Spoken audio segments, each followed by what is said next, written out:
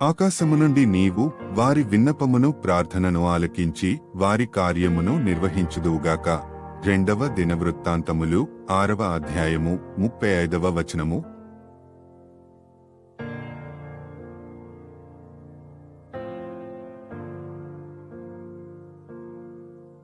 ఆకాశము నుండి నీవు వారి విన్నపమును ప్రార్థనను ఆలకించి వారి కార్యమును నిర్వహించుదువుగాక.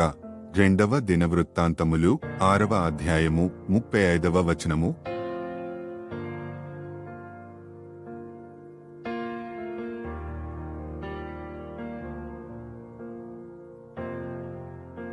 ఆకాశము నుండి నీవు వారి విన్నపమును ప్రార్థనను ఆలకించి వారి కార్యమును నిర్వహించుదువుగాక.